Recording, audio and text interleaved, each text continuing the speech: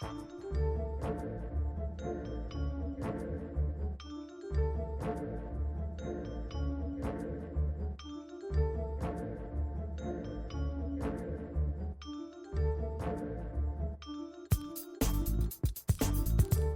everyone. It is Wendy. We're having a slightly different formatted show today. It is going to be another quote-unquote live post-debate discussion, but it's got to have a little bit of a twist. So I'm here with Richard. What's up, Richard? Hello, and happy to be here. Thank you for having me. Of course, as always. You're always welcome on the show that you're a co-host of. And yeah, I'm Wendy, as everyone knows. So today, instead of talking exclusively about the Democratic debates, which were on Tuesday night and very interesting to watch for a variety of reasons that I'll go into a little bit later on as needed. But this time around, we're going to do something slightly different because I just really didn't want to talk only about the Democratic, not the Democratic platform, but the Democratic Party debates, because after a while, this is what, our third or fourth debate, something like that. And after watching them multiple times, especially if you're familiar already with the main candidates' platforms or sort of the behavioral tics of of some of the candidates, like Cory Booker, who like can't do anything but say kumbaya over and over, it becomes a bit frustrating to watch and have to pay attention and take notes and then discuss the issues that they left out every single time. So this time around, what I wanted to do is actually take a look at the platforms and programs of third party or alternative parties in the US and see what they had to offer and kind of loosely discuss them today.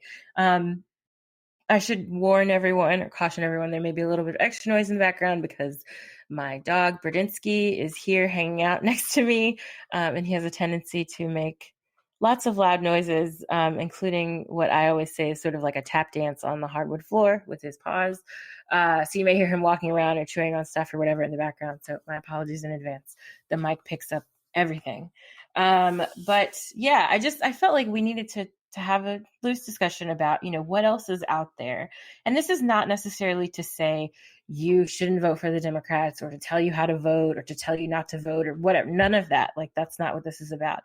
It's just more of a, like, just out of curiosity, what are other parties talking about? And what I would say, arguably, what do their platforms offer for the future of the Democratic Party? Specifically because one of the things that stood out to me early on of this cycle is the fact that like everyone was talking about the Green New Deal. And I remember when Jill Stein ran in 2016, that was a huge part of her platform. And it wasn't part of the Democratic platform at all. This idea of transitioning workers in like the fossil fuel industry into renewable industries was not really on the ticket. And it certainly was not called the Green New Deal. It's something that she kept calling it over and over. So I think it's interesting because it shows us not only sort of like where socialist and actual left ideas are held and like discussed in terms of party politics, but also how they can be, or like where they're coming from and the source, the genesis of these ideas that sometimes, if we're lucky, end up getting incorporated into the Democratic Party discussion and platform. So, and these debates as well, obviously. So the other thing I should put as a caveat here, or a disclaimer better, is that I am like that student in college who really wanted to read something and even suggested to the professor, oh, can we read this? And then like didn't read it in time. And then didn't read the book in full. So I'm completely underprepared right now today for reasons that are beyond my control, but I did do a little bit of skimming. So I will be able to interject here and there with some ideas and thoughts about the platforms themselves. And one other thing I should say is the platforms and programs that we read were for the following parties. We read them for the Green Party US, the Party of Socialism and Liberation, which is PSL, and we also read the platform of the CPUSA, or the Communist Party of the United States of America. We are aware that there are other alternative parties, but these were the first three that kind of stood out to us as left parties that had platforms online. I know that there's Workers' World Party. There are like several other smaller socialist parties. There are a lot of different parties that are sometimes state specific that end up running for or endorsing someone for president. But these are the top three. And later on in this, this continuing series about the 2020 election, we will talk more about some of these platforms as time goes on and we get closer to the actual general and all of that. So that being said, all of those disclaimers and background information and introduction out of the way, Richard and we think we should start maybe with the Green Party, since that's the one that people are most familiar with. If you can go, or like when you are done with this, or even while you're listening to this, if you look at the show notes, we have links to all of the platforms that we discussed in the show notes, so that you can actually see what we read and kind of, I don't want to say follow along, but at least have an idea of like where we're pulling this information from. And the first thing I want to say just about the Green platform is I actually did a little search just out of curiosity, and I said, do they mention socialism at any point in this platform, or do they mention like a specific, specific left ideology?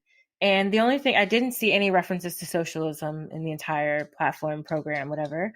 But I did see, they call themselves an eco-social party, and they believe in an eco-social analysis and vision. And I found myself wondering kind of what it means to not necessarily claim a specific ideology. Green Party is obviously left-leaning, or left pretty solidly. But I kept wondering to myself, what does it mean to kind of refrain from putting the Green Party in a specific ideological box as they try to contrast themselves to the Democratic Party? I just wanted to kind of give, I guess, a quick little background of how I kind of came into what we were doing here today. Was, I know even in 2016 and definitely after, I was kind of looking around to see, as seeing Bernie as a compromise, what are the alternative leftist structures in the United States that I could be a part of or be associated with or whatever, or how do they exist, and so on and so forth. So I came across, during this time, post the convention and such, came across the Green Party, and then PSL, and like you mentioned, WWP, and then the CPUSA as well, and looking at them, trying to understand, well, why is this what like the first I'm really kind of hearing of them, or digging deeper, both looking at it from like kind of a public relations standpoint from their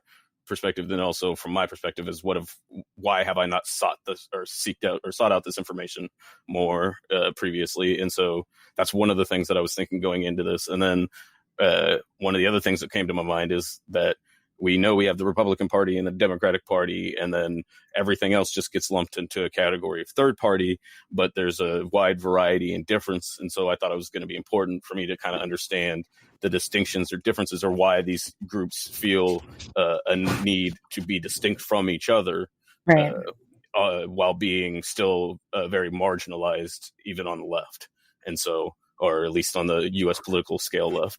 Right. And so I thought, those are some of the things that I was looking at and like looking into when diving into this.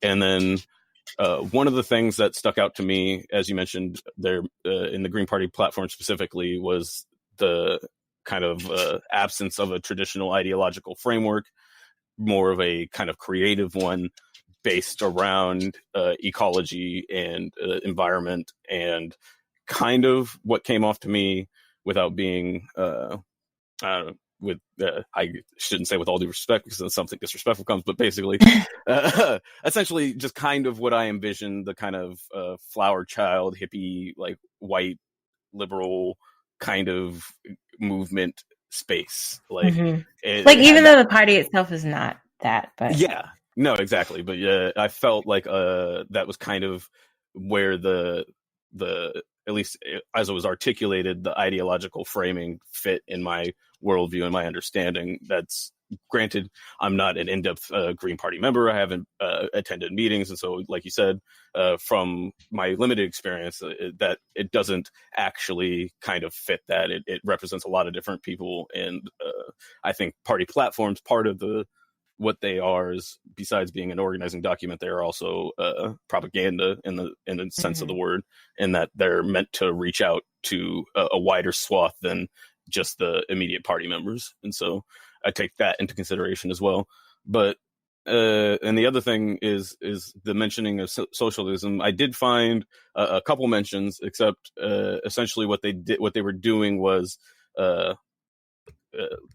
distinguishing capitalism and what they called state socialism. And so and they in that framing, they said that neither is conducive to an environmentally friendly kind of policy goals, and that there's a limited ability to, or that they're not going to be capable of moving forward within those structures. Essentially, one of the points comes under ecological economics.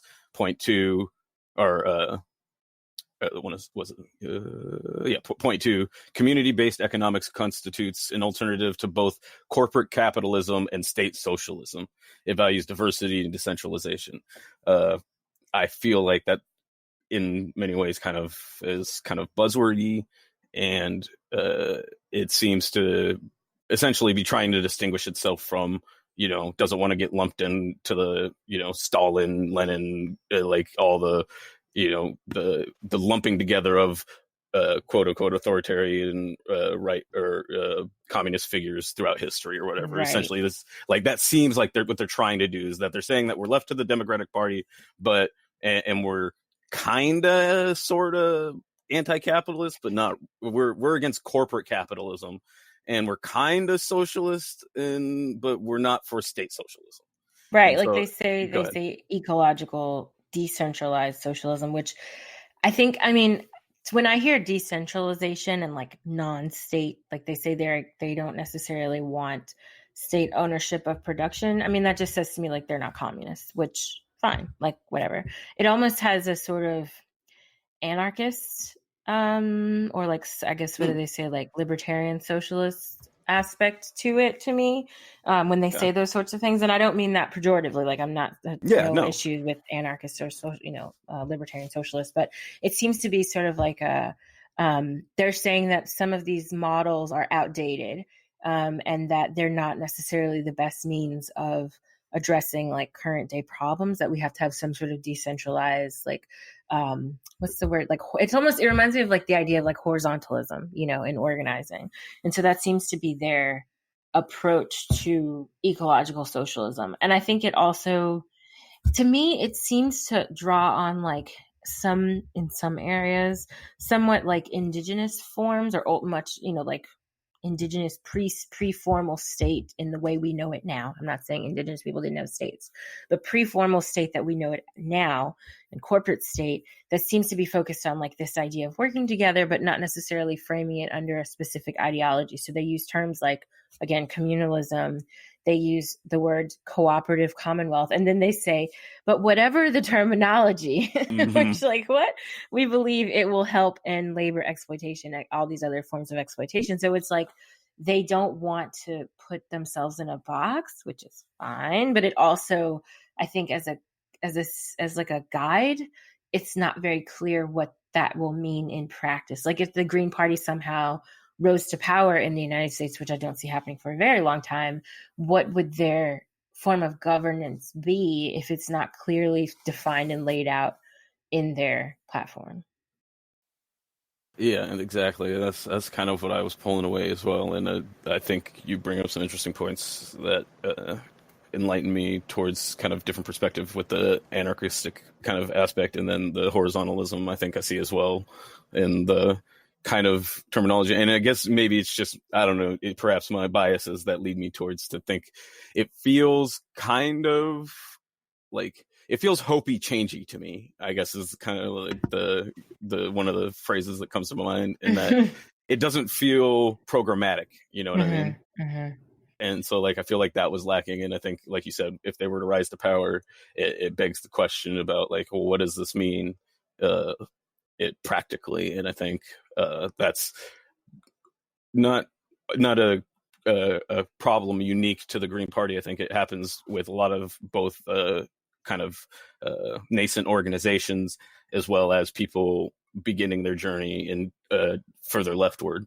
And so that's one of the things that I just kind of, I don't remember exactly what reminded me, but it's probably something on Twitter. But essentially just that, there's people that have been hardcore to the left or communists for 40, 50 years already. And so that a lot of us that are, on a journey leftward one way or the other and have started somewhere in between then and now, that there's a lot to learn, and that the experience of seeing what happens within these movements is something that's different than kind of reading, I guess, about it and experiencing that way. And so there's a lot of value in listening. And a lot of the people that you listen to probably aren't on Twitter.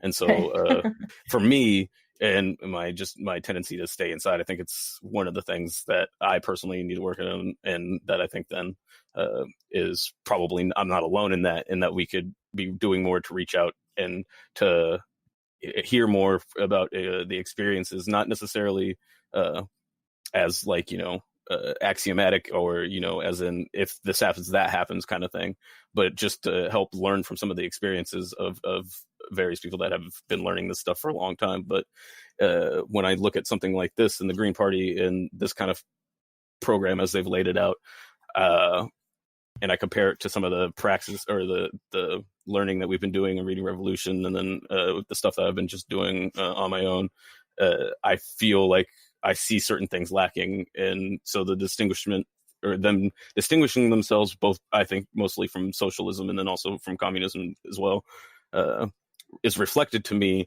in what I see lacking in this party platform compared to either PSL, which is cumulatively shorter in length, but I think more comprehensive in prescription and diagnosis. I wanted to just add to, I think your comments about the journey left are really interesting and helpful when we're thinking about what this platform looks like and how it reads to us now, right? Because and to full disclosure, I voted for Jill Stein and the Green Party in 2016 in the general election. I was in the primary, I voted for Bernie Sanders, and I wasn't a Bernie or bust person necessarily, but I knew that I didn't want to vote for Clinton for a variety of reasons, and my state I was living in at the time ended up going to Clinton anyway. But obviously that didn't matter in the grand scheme of things. But I think electoralism, man, that's fine. Let's go ahead. Yeah, electoral college, yay. But one of the things that I remember when I was listening to Jill Stein, and it wasn't so much about Jill Stein really, but I appreciated what she was saying. I think, as you mentioned, the diagnosis, right?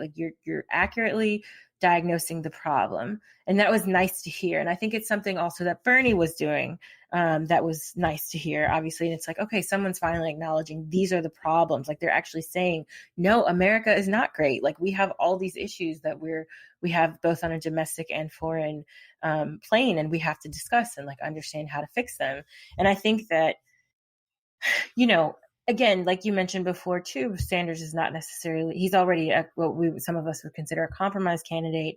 But I think that when you have a quote unquote third party alternative and someone like Jill Stein or the Green Party, and also Ajamu Baraka, who was her VP that year, it's interesting because you end up seeing so many different, you go even beyond someone like Sanders, right? I think the thing is though that even Sanders has a touch of this. We have a problem. You can diagnose the problem, but when it comes time for programmatic implementation, there are sometimes dots missing, right? And I know that some people are not necessarily, some people are sometimes reluctant to really say that. I am not. But I think that, in watching the debates, for example, when the question came up about insurance, which is every single freaking debate, they're how are you going to pay for it? How are you going to pay for it? How are you going to pay for it? And, he says taxes this way. And Elizabeth Warren said taxes, sort of. She didn't want to say taxes on the middle class. She talked about the 2% tax on the wealthy, or 2-cent tax, whatever, on the wealthy. And I know Sanders has also talked about Wall Street speculation as being something that gets taxed. But again, the question is, how do you get Congress and the Senate to vote for that? Is this something that you're going to push as an executive order, like to make sure that it goes through, which is something that I brought up in an interview that I did for the Dig podcast, where I said, if these people on the left who are running for president want to implement these policies, they're literally going to have to pull a Trump or arguably an Obama, because he did a lot of executive orders too, and push it through executive order and not be afraid of that. The other alternative I hear a lot is, well, we're going to get a movement of the people. This is something that Sanders says, and it's something that now Warren is copying and saying from Sanders. And it just feels like empty in some ways, because it's sort of, as nice as it sounds on a basic movement level, you're like, yeah, bring the people together and all this stuff. I think that it also expects a lot of the people, and it makes the assumption that everyone's going to be willing to get in the street for better healthcare. And I don't know if that's the case for most Americans, even if it's possible for most Americans. And I also am concerned about how much that will matter to Republican and right-leaning Democrats, who literally are listening to their paymasters way more than us, whether we're in the streets or not, whether we're dying at their doorsteps or not, So I'm a little bit concerned as well, even among certain Democrats, about what the program is as it is implemented, right? Even in their written platforms, there aren't always details there. And I think that that's something that I would like to see more better articulated by the candidates, or at least, I don't know, their supporters in the Senate or supporters in the House. There has to be. I think we're starting to see that with some members of the squad, like Ilhan Omar, and also Pramila Jayapal, who's not officially part of the squad, although she probably should be. But they both have been doing a really good job introducing legislation in the House and Senate, respectively, that sort of combine with Sanders's platform. And so I think that there's a degree of that happening, but I would like to see it more clearly articulated, because I think sometimes when you hear that it's just going to be in the hands of the people, that can get kind of scary in terms of okay, well, how much does that matter anymore? Yeah, no, I think it's a good point. And to Sanders and, as you said, Warren's copying credit, they at least acknowledge the need, whereas your Klobuchars or whoever else are, is like, well, my Republican friends in the Senate will need this in order to. It's like, well, obviously we're not even on the same page if you're trying to get Republicans to sign it. Right? Why don't you just run as a Republican, Amy? What are you doing? Right? I mean, it's it's fair to point out, I think, that as a result of the supermajority of Democrats in the Senate and the Obama presidency, the major accomplishment that they spent all the political capital on was a healthcare plan, which is essentially a rehash of something that was presented and rejected by Democrats of the Nixon era, or it was presented by Nixon administration and rejected by Democrats of the era as not being, comprehensive enough, not being big enough, not being it was too far right then, whereas now Nixon is considered a flaming liberal at this point by much of the right, having done such atrocious things as started the EPA.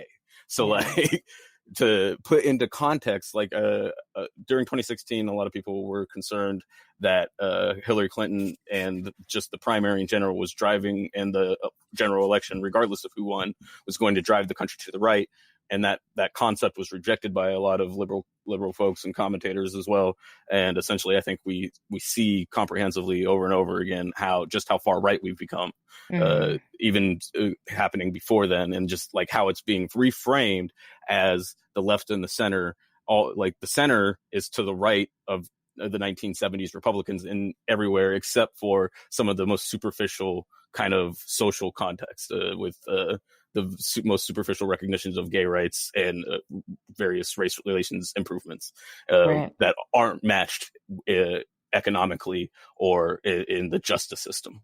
It's sort of like what I saw the other day, or maybe today I saw it, where they were saying, or Kamala Harris was saying, no one on the stage talked about or no, I'm sorry, it was Jason Johnson speaking about Kamala Harris and Castro, saying that no one on the stage except for them talked about Black issues. And people were like, so healthcare isn't a Black issue, and like jobs aren't a Black issue, and war isn't a Black, like all these things that they did talk about, although of course it was lacking, and as always, but the things that they were able to go into with a tiny bit of depth are all Black issues. Like every issue is a Black issue because Black people live, eat, breathe, die.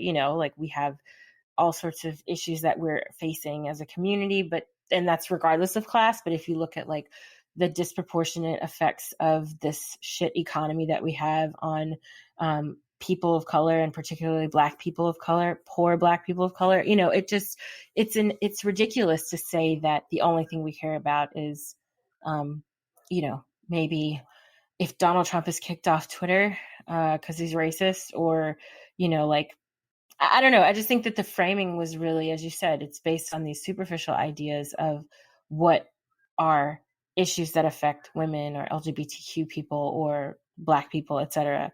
I don't know. Yeah.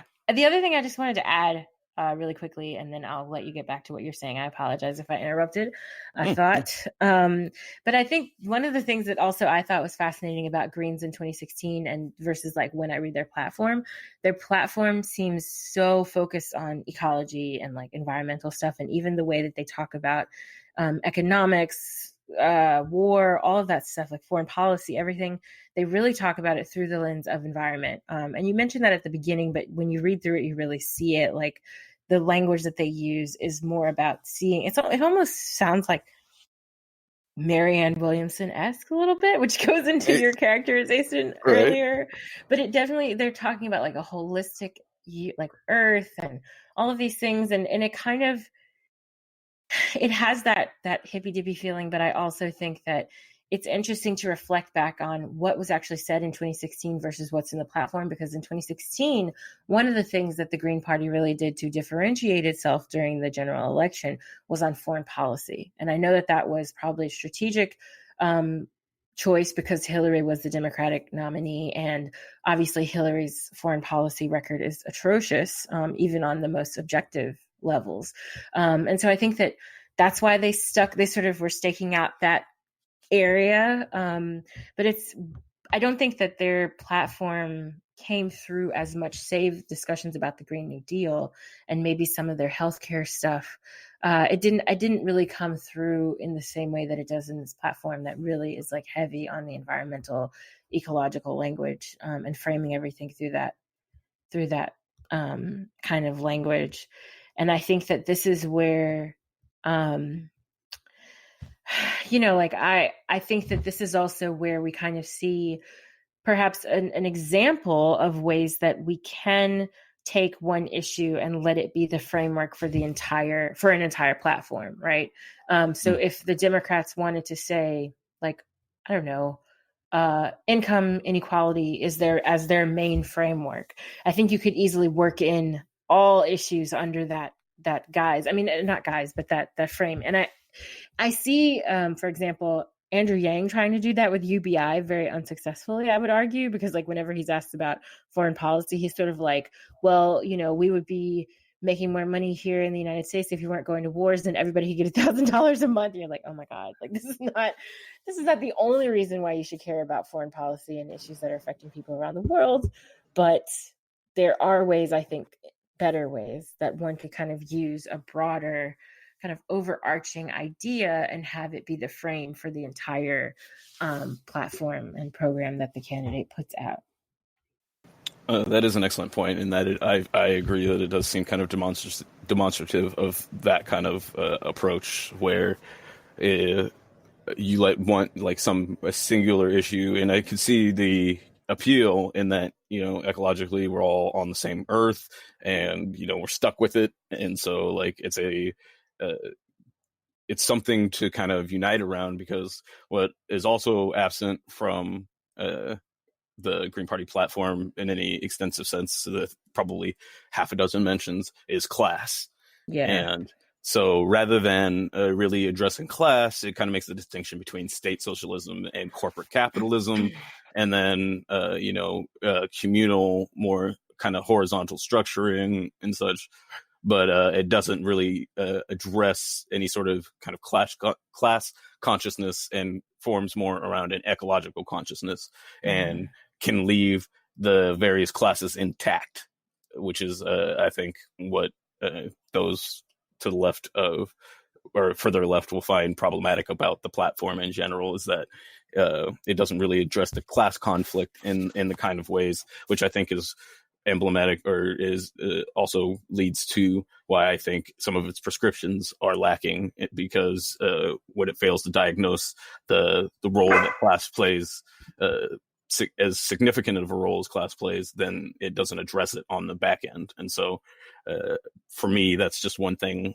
thinking of analyzing a platform, or thinking about co-signing or whatever, endorsing a platform to a degree, is that's something that I would need or expect or want to see being worked on, and those types of things. And so from the exposure that I had to the Green Party and up prior to 2016, during 2016, and then since 2016, I find the platform itself lacking. But one of the things where the Green Party does seem to somewhat excel, at least in some ways, is in their organization for recognition.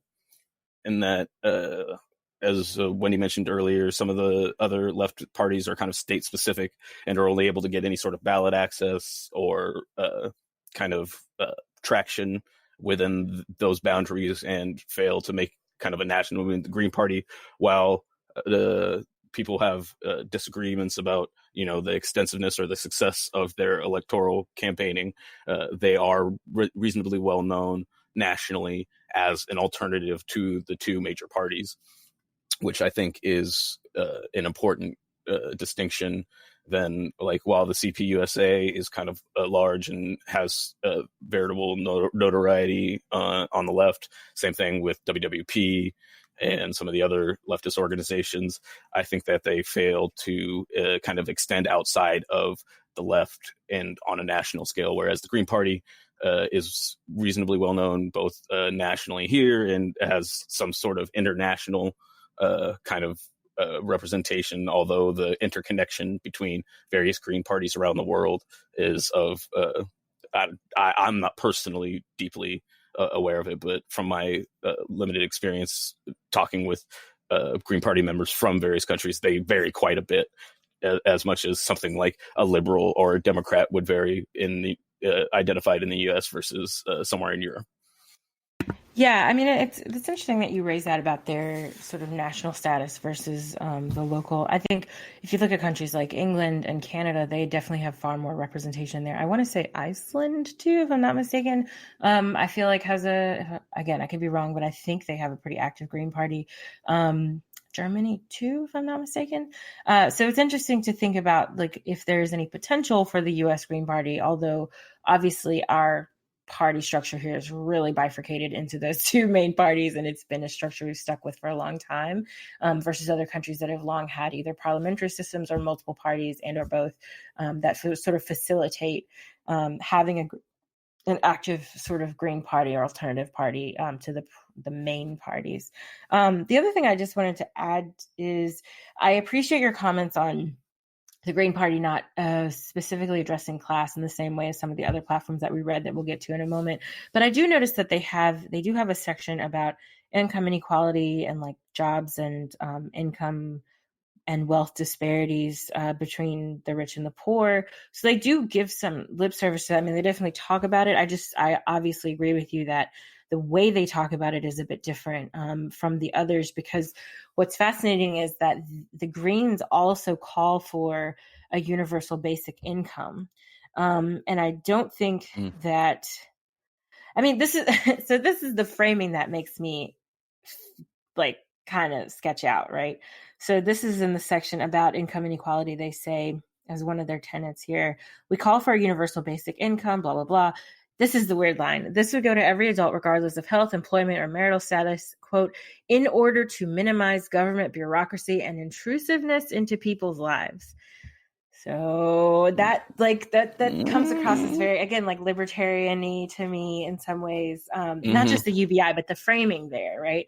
So it's less about it should go to every adult because it's a universal program, and like it should just be something that the government does because we have the money and we need to make sure that, you know, we reduce income inequality. But it's also like we don't want to like we don't want to maximize government bureaucracy and intrusiveness into people's lives. That's the part that's really strange to me. Like, how would providing like, let's say if I don't know, if they means tested it or something, right? They already have our tax information. Okay. So it's not intrusive to say people who make under $50,000 a year would qualify for this additional help. You know what I mean?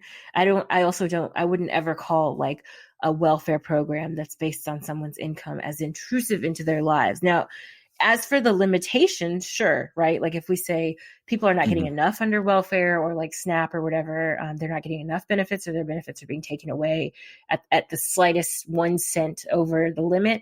Yeah, that is, you know, arguably a problem, right? I mean, it's not arguably, it's pretty basically, if you're like on the left, a problem. But I think the framing here makes it sound like government programs are intrusive, which is a really strange framing to me, and kind of stands out as like, like that's not good. And then also, the other thing that they put is, you know, like they have some, even in their discussion that follows this, where they talk about jobs, sort of a jobs guarantee and whatnot, or like training and things like that. They say that they want to bring together programs of private and public sectors to make them federal, state, and local priorities. And like, I don't know what that means. Like, I'm not sure what that kind of language means. Like, it says people who are unable to, this is quote, people who are unable to find decent work in the private sector should have options through publicly funded opportunities. Okay. Workforce development programs must aim at moving people out of poverty. That's fine. But like, what does that look like if you're also still going to keep a private sector functional? And then also going back to some other questions that have been raised about UBI as a whole, what does it mean then for income inequality if everybody gets UBI, including wealthy people? How does that reduce the gap in between them if it's just like you're getting $1,000 on top of what you already, like the state that you're already in? It just seems to like maintain, you know what I mean? And especially because the way they're talking about it, it almost sounds like they want to get rid of government programs. That makes me concerned. Like it says the amount, again, talking about UBI after this weird intrusiveness line, the amount should be sufficient so that everyone who is unemployed can afford basic food and shelter. State and local governments should supplement that amount from local revenues where the cost of living is high. So basically it sounds like they're trying to turn UBI into sort of like how we think about minimum wage. So like we're going to have a federal UBI and then we're going to rely on states to match those funds based on their price of living. But like, you know, good and goddamn well, they're not going to do that, right? Like it took New York a long time to raise their minimum wage to what it is now. So like, I don't know. And it's still not enough. Right. So that language like really concerns me, actually. I mean, I'm concerned, like, I don't know why I'm saying concerned. They're not going to win the presidency this year, but that kind of language is like really off-putting to me. Yeah, I mean, the more you point them out and thinking about it, it does feel kind of libertarian, Trojan horsey, like in like that there is this kind of like, I don't know, the libertarian perspective kind of just concerns me in general, but essentially it seems to me like a place for a libertarian that thinks that we shouldn't be able to destroy the environment, essentially. Like, if you think that, like, you don't think that we can destroy the planet because we have to live here, right, but you do believe in most of the other concepts of libertarianism, then I think that you would find a lot of traction here. And I could also see why that would appeal to various kind of threads of anarchy or anarchism, which according to the political test is something I'm supposed to be leaning towards, I guess. But I'm still learning so much about all of these structures as they've been thought out and presented and enacted and tried and failed or succeeded and so on and so forth. And so, like, I consider myself learning. And so I think that's one aspect of this whole process that I think is kind of also important for me, is that I wasn't born into disliking the U.S. government and, the police and so on and so forth. It's something I had to learn over time as a result of essentially reality not matching what people were telling me, and then confronting those contradictions. And politically, that meant, it's like looking at solutions presented by Republicans, presented by more centrist people, looking at solutions presented by Democrats or their diagnoses of the problem, and realizing they're either incomplete, inaccurate, or insufficient. And like recognizing that I don't think that that's the best that we can do. So then when I find into Frary and see things like, that the world is what we make it, it's like these problems are many of these problems are man-made, and so the solutions are also something that we'll create or can create. And so that's like those types of conceptual framings and thinkings make a lot more sense to me. So then it's not that I've come to this as some sort of either, for personal gain or for any, like, in the sense of like monetary sense, or I've come to the left as a result of, just random chance or anything like that. It's that I've just kind of been a systematic move of recognizing what I see as insufficiencies, like has been, or inconsistencies, or what I would kind of identify as incoherent presentations, like as you kind of point out, this disabling of the federal government and what they would call state socialism, but then dependent on that same type of state socialism, which would be a UBI in that kind of aspect. Like it's because you need some sort of federal tax collector, and then then distributed by the federal level with some state level kind of. It seems like it's very half measured, Band-Aid on a bullet wound, split the baby kind of approaches on these things, because they're trying to preserve capitalism and prevent any sort of state communism, as they put it. But essentially, they're trying to take the best aspects of those and keep them without recognizing how those things are maintained within those systems. Right. And so, go ahead. No, I was just going to say, while you were talking, I was also looking at their tax program, and it's very similar actually to Bernie Sanders's, but there's one part where I was like, oh no, not again. So again, like red flag, So they have a section here where they're talking about like, how they're going to do taxes. They're going to eliminate tax incentives for companies that send their jobs overseas. They want to restore the estate tax. They want to raise taxes on millionaires and billionaires and all of that.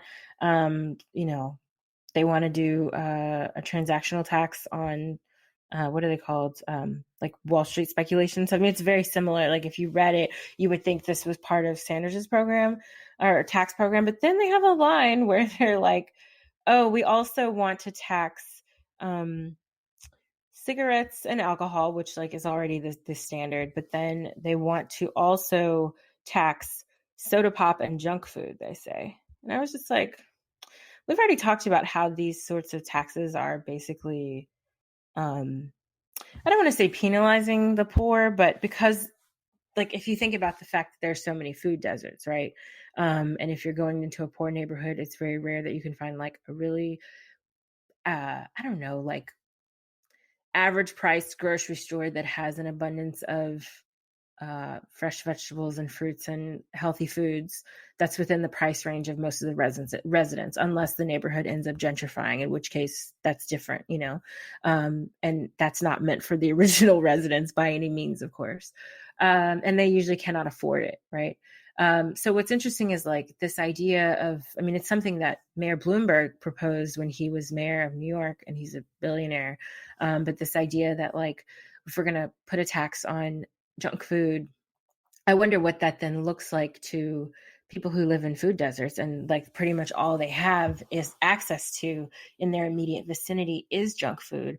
Those if you go to like bodegas and stuff, the food is already pretty expensive in some of those, at least the packaged foods. And so I'm wondering, why would the Green Party want to put a tax on those foods instead of like making the companies produce healthier food at a cheaper price? But again, I guess if they don't want to have they don't want state bureaucracy or like communism, then that's not going to happen, right? Because they don't want to tell companies what to do, it seems, in some aspects of their platform. Yeah, it's. I don't know. I mean, not to dog out the Green Party, but just looking at some aspects of their platform, it's like, huh? Like, it's surprising, I guess I should say, the standout. Yeah. Moments. Well, and to pick up on my previous point in somewhat, I guess, not necessarily defense of the Green Party, but just in a fair context, is that I do think that besides a platform, one of the most important aspects that either Bernie or then just all of the stuff theory that we've been reading and everything else says is organization is critical and key. And so when it comes to organizing, I think the Green Party, while perhaps what they do with their organizing isn't exactly where I would like to see it pushed or whatever. It does align with what they say that they're advocating for. It does align with their platform, and they are organized to a degree, like I said, that they have national recognition to a degree, and also international versions that have had various levels of success. Again, with various levels of connection to the United States Green Party. Mm-hmm. But for as far as that goes, I think that's one of the strong points. Whereas these further left organizations, be it PSL, WWP, or CPUSA, while I think I identify much more strongly with the platforms as they've been presented and various articulations by various representatives, I am I bemoan to recognize what I feel is a less substantial set of organization and action that's able to be taking place, while I also do identify more closely with the actions that they do take and the things that they are focused on, I feel are more aligned in targeting and better as far as prescriptive towards the solutions. They are not as widely organized or as diversely recognized across political lines within the United States, and especially when talking about within the confines of the United States and communist representation. And I should say that it's not certainly not entirely the fault of various organizers among communist leanings or socialist leanings, in that our federal government has systematically exterminated, imprisoned, and marginalized these people at every turn.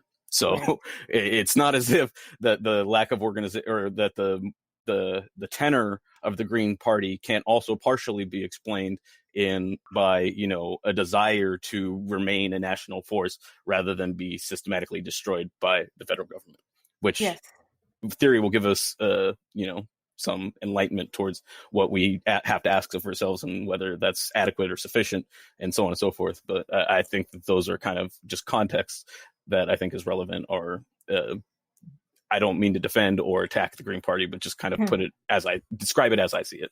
Yeah, I think that's absolutely fair. And one of the things that I've heard a lot of people say in the past is, the Green Party can afford to be this radical because nobody takes them seriously, or they're never going to win, so they can say whatever they want, and they have a little bit more flexibility.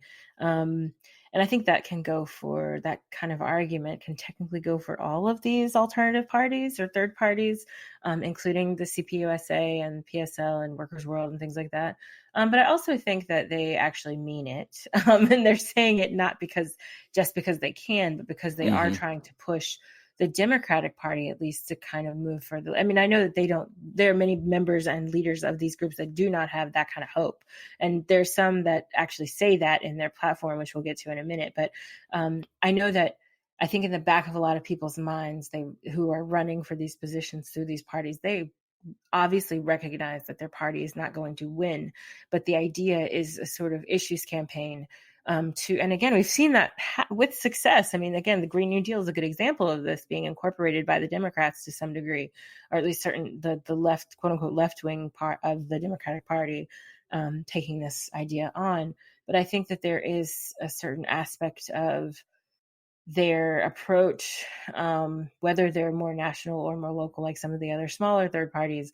I still think that there's a degree of this that's like the magical, the mystical, the kind of seemingly unachievable. They're putting the idea out there anyway because they want people to at least have some sense of like a political imagination, which we very much lack in the United States, and the Democrats are included in that criticism.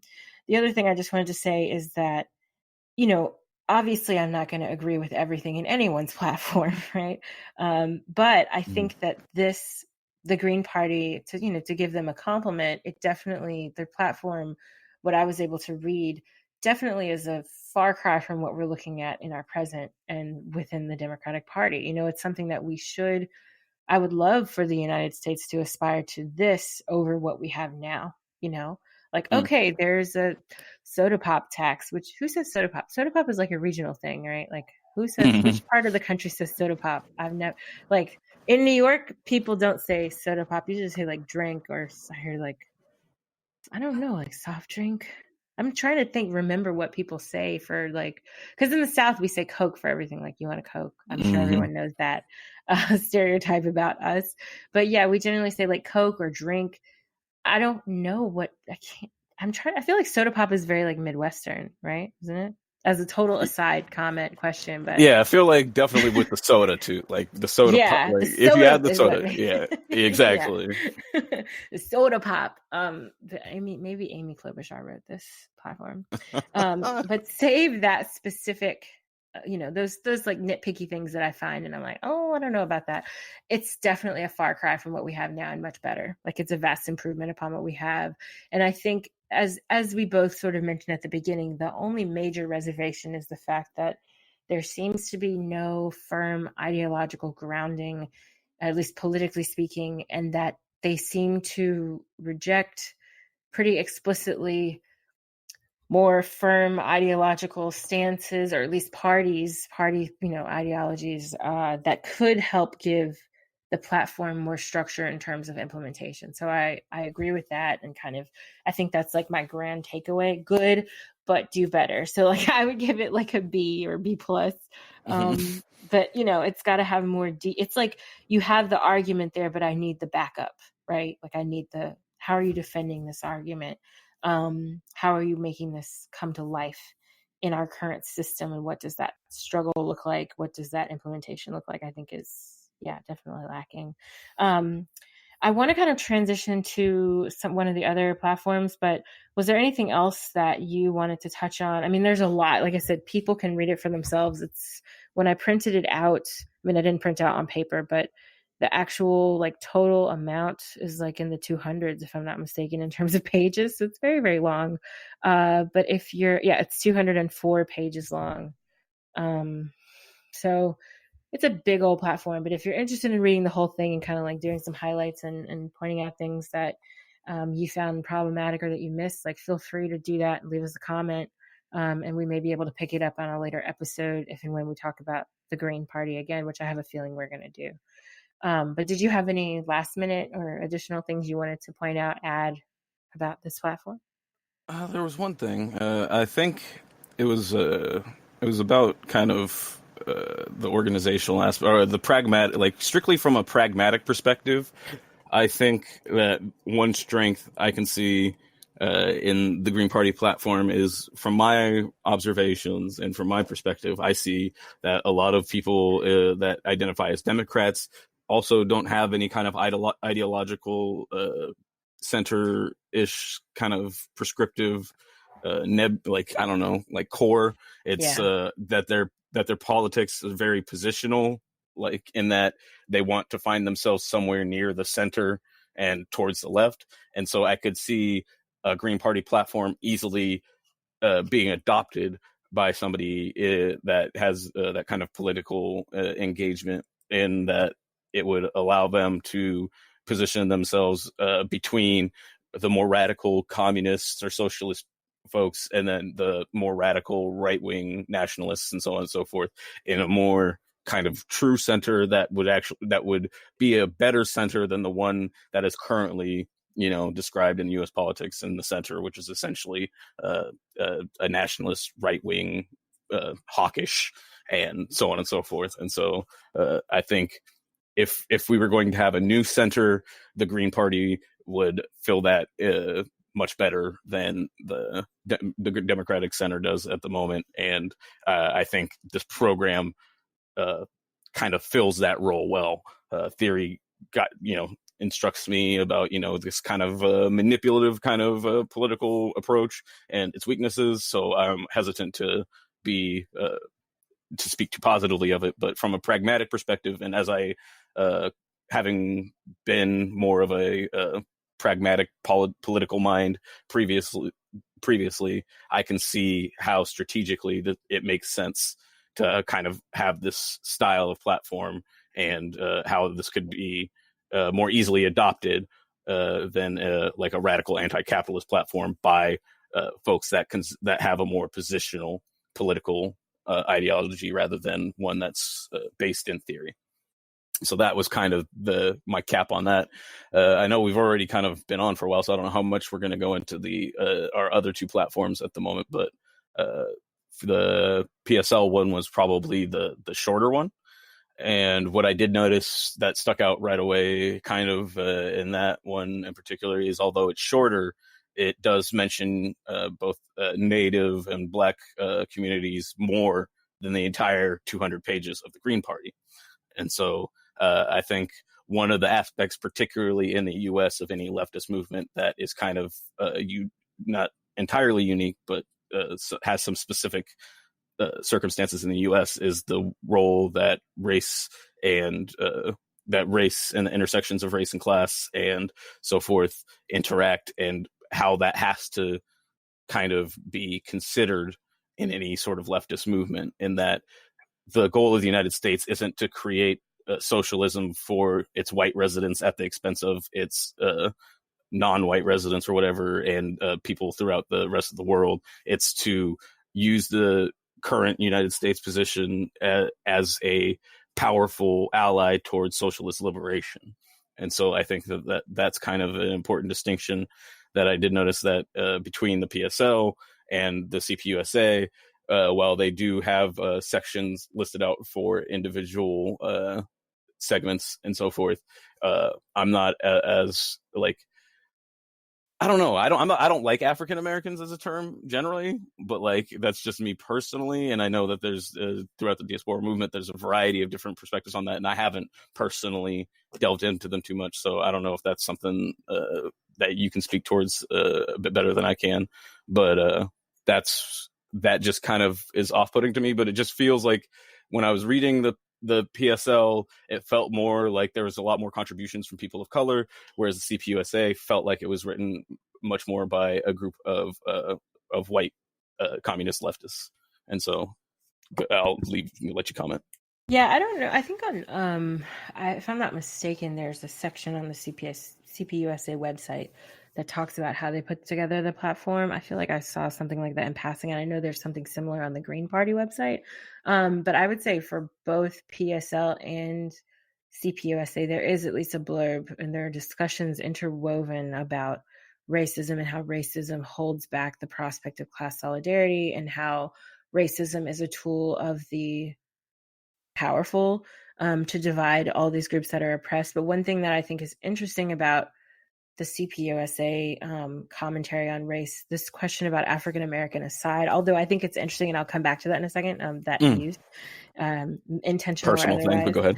Yeah, no, but I think it's an important thing to interject here, which I'll kind of touch on in a second. But what's good about the CPUSA sections on race and racism, and specifically racism, I should say, is that they talk about the fact that, like, not only is it a weapon, not only is racism what they call a potent weapon to divide working people, but what's interesting is that they're also very keen to point out that racist violence, they say, quote, racist violence and the poison of racist ideas victimize all people of color, no matter to which economic class they belong.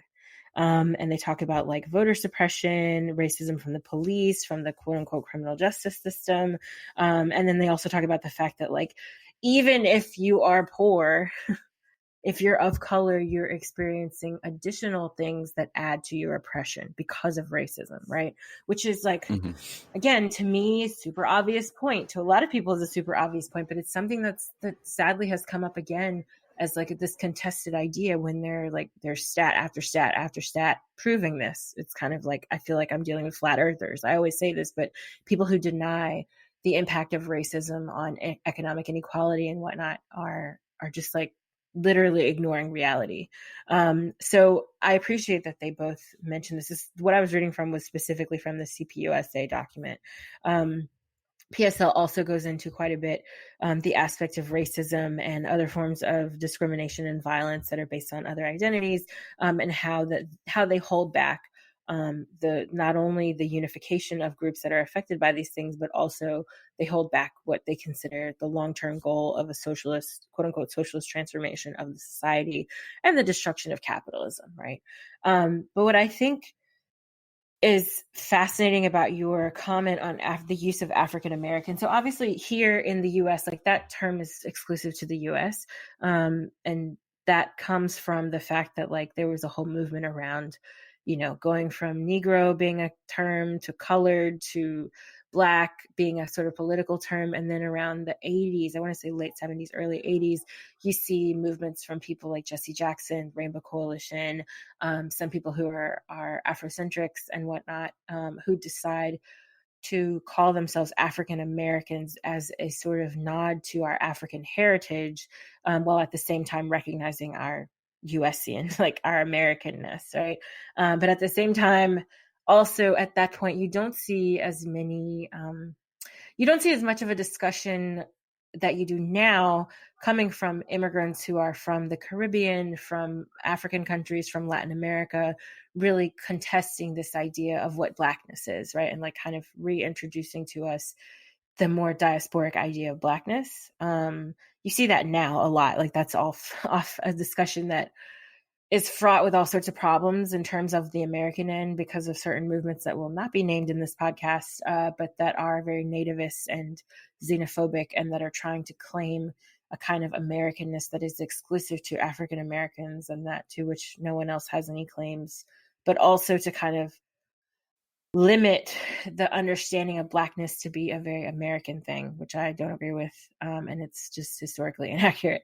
But I say all of that because I think it may not have been an intentional choice on the side of the CPUSA, but because the Communist Party of the United States is a US-based party, obviously all of these are, but you get what I'm saying. It's a US-based party. I think they are perhaps in making that choice. Not only are they trying to be politically correct, but they're also trying to discuss the fact that they're speaking specifically to Black Americans who were born and raised here, who are descendants of, slaves that were brought to these shores, to the United States, who have inherited things like Jim Crow and segregation and whatnot. So I think that there is, and especially I think also because of the CPUSA's history, by the way, the work of Black communists, to be sure, but their history in terms of involvement in the civil rights movement, the anti-lynching movement, helping with the Scottsboro Boys case, et cetera, which is something that if you haven't gotten caught up to all the episodes, definitely go back. If you're interested in this idea and the idea of, early Black communist organizing, go back and listen to my discussion that I have with Professor Sharice Burden-Stelly, because she talks all about this. But there are, in the 20s and 30s and up to around the 40s, before the 50s kind of put the kibosh on a lot of Black communist movements because of HUAC and, all of these McCarthyist movements and whatnot, you really see a lot of Black communists engaging these questions of race and class in very active ways, and sometimes with the pushback from the Communist Party. So while the Communist Party now likes to take credit for those things, a lot of the people who got that stuff off the ground were Black communists that they initially were not too welcoming of in terms of their ideas about anti-racist work. So it's fascinating to kind of interject with that history, but I think that might be why again, I'm reading a lot into this, right? So that could be why they made that choice to specifically talk about African Americans. But I think also, just to be somewhat forgiving, African Americans is like the catch-all for Black, even if it doesn't necessarily just refer to African Americans, right? So it could refer to Afro-Latinos, it could refer to Afro-Caribbeans, African immigrants. I don't think that they were being that intentional in their choice of using that word, but it's certainly one that I think, it's like the politically correct one, but that also just so happens to point out the Americanness of Black people, African Americans in the United States.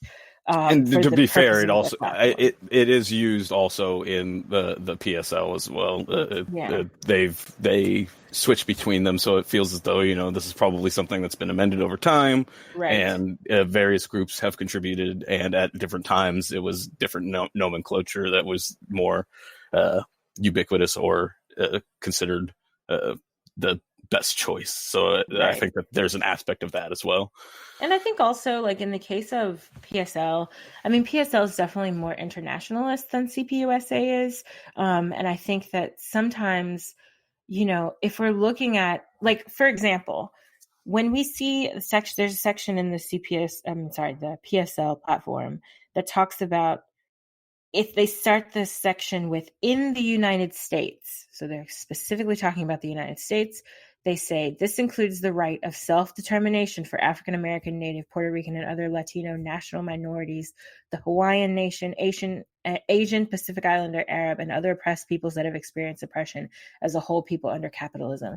I think, and then also they have a section where they talk about reparations for African Americans. I think sometimes they are signaling specifically American Black people, like native born descendants of blah, blah, blah, native born Black people in the US. But at the same time, how do I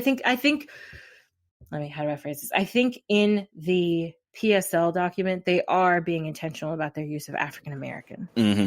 I think in the CPUSA, it's sort of just like politically correct. But when you see in the PSL and when they use Black versus when they use African American, they seem to be different. So for example, when they talk about schooling in the United States and access to higher education and things like that, they mention that there have been historic disparities in educational quality and opportunities in Black, Latino, Asian, and Native communities. And in that case, they're just talking about not so much ethnicity, but race, right? Black, Latino, Asian, Native American, or like Native, Indigenous in this case. Whereas I think in the other section, they're talking about sometimes specific ethnic groups that have specific claims to specific aspects of, like U.S. history, right? Mm-hmm. That's what I got from their switching back and forth. But it could also be, as you already said, a matter of who's editing when and why, and so I think, because if they're talking about self-determination in the United States, it makes sense to say African Americans, right? Because we have, if you're going to look at, geographic space, where were you a slave? Where were your ancestors enslaved? What kind of claims do you have actual right, quote unquote, right to?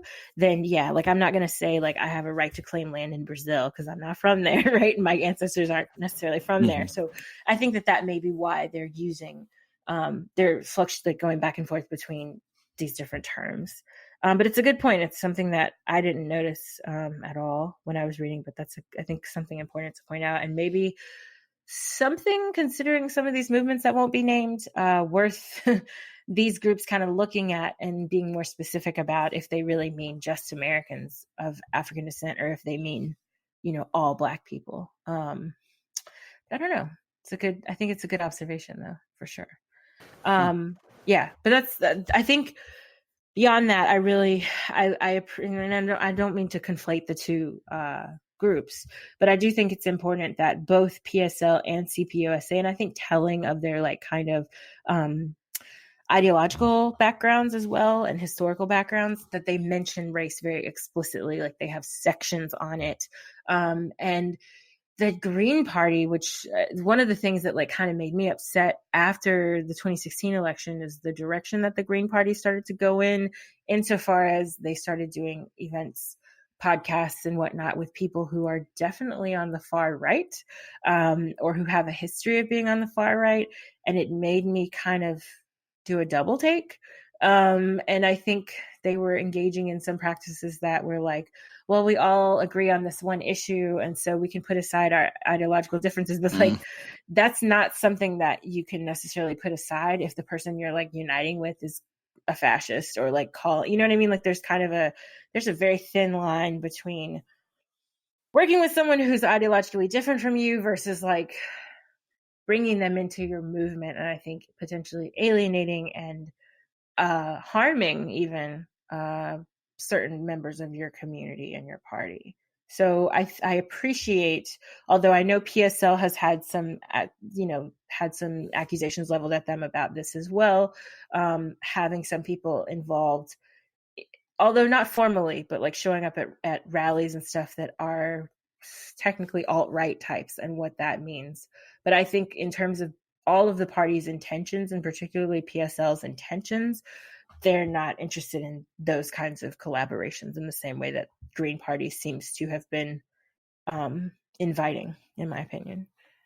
Yeah, I think that there's a desire or an appeal to try to attract folks that have the rage is there, the anger at the system is there, or the anger is there, but it's directed at the wrong targets, and that it's directed at the individuals and the victims of these systemic injustices, rather than the systems that have kind of pushed them too close for comfort to those types of injustices, because they're not high enough on the class scale to find themselves escaping some of those more the negative consequences of being a marginalized person in society. And so I think one of the ways we see that, and is manifested politically and in a lot of ways, is with in the United States, with the kind of far right xenophobic movement and its history repeating itself, and that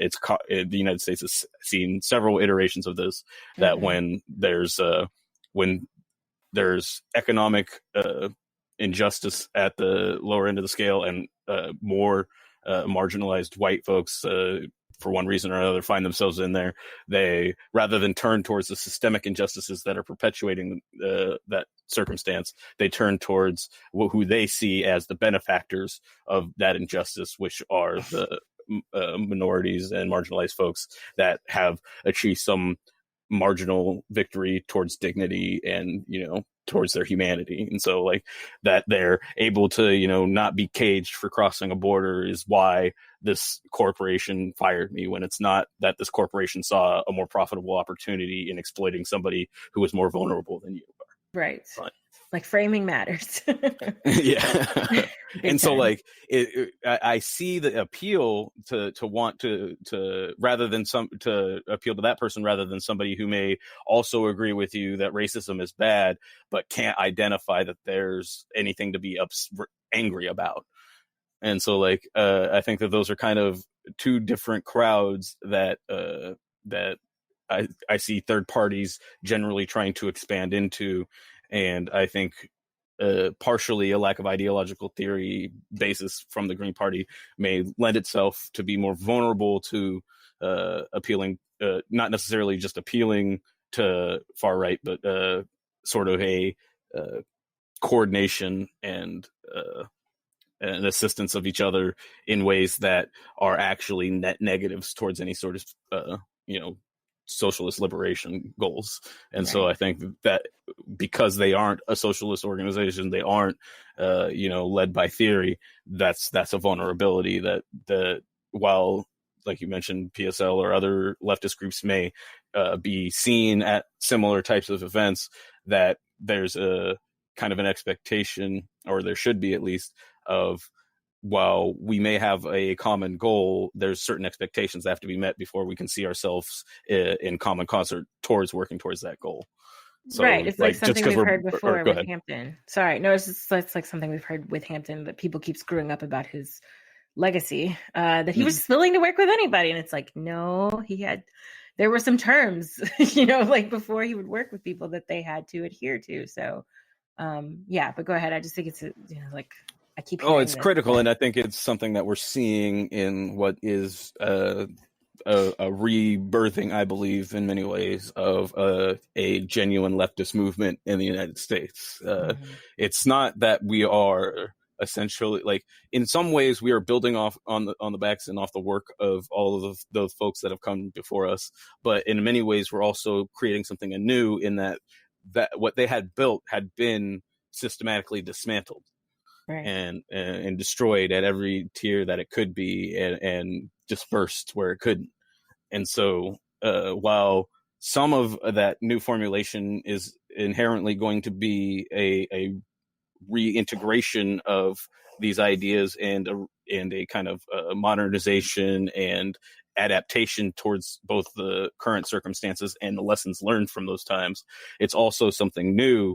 And in this phase, I think, as to build off the point raised at the top of this podcast, is that there's a lot of wisdom in those that survived that diaspora, both in why they made the choices they made, how they survived, and what was the impotence for, or the cause of the destruction, and like how they see that manifesting today. And so it's not to say that it's all going to be you know taken as absolute truth, but it should be something integrated into any sort of new formulation of the leftist movement in the United States today.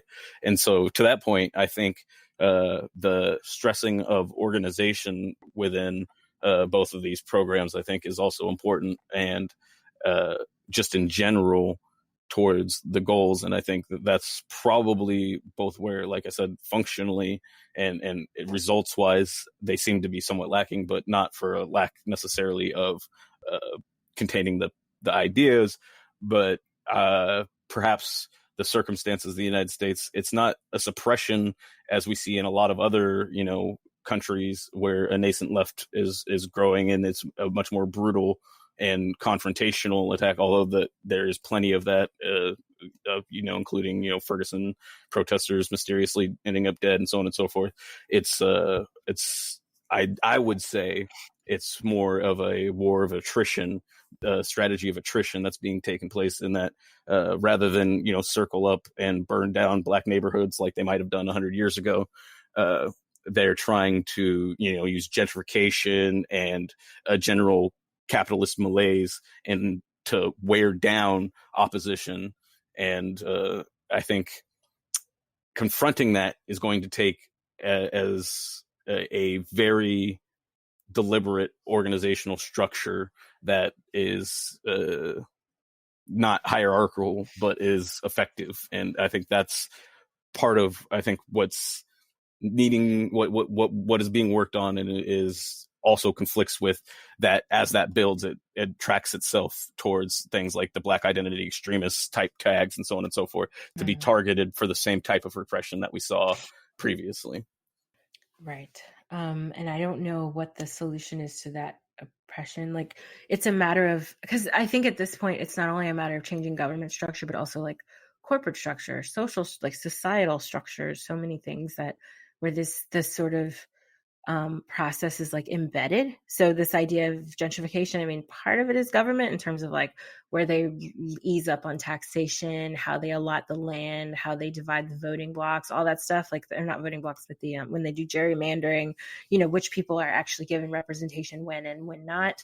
And also, again, like tax relief for some businesses to start in certain neighborhoods, but and like land allotment, and all that stuff. And even like in like, what is it called? Like land taxes on your home and things like the income tax and whatnot, how that plays out, which areas of the country have really, really, really high taxes on homes, and why that is, obviously to keep certain people out. But it's, and redlining. I'm just thinking of like so many examples, right, that are governmental, but at the same time, there are things that are very explicitly corporate, like the sort of superficial raising of prices on apartments and homes in certain areas because the area is quote unquote up and coming. How a lot of this is a matter of branding, and also just like economic desperation of previous residents. And some would say if they don't have like a sort of structural analysis, well, they made the choice to move out. They made the choice to take the $60,000 for their house that's probably worth $1 million now, to leave the neighborhood and to move down south or wherever they went.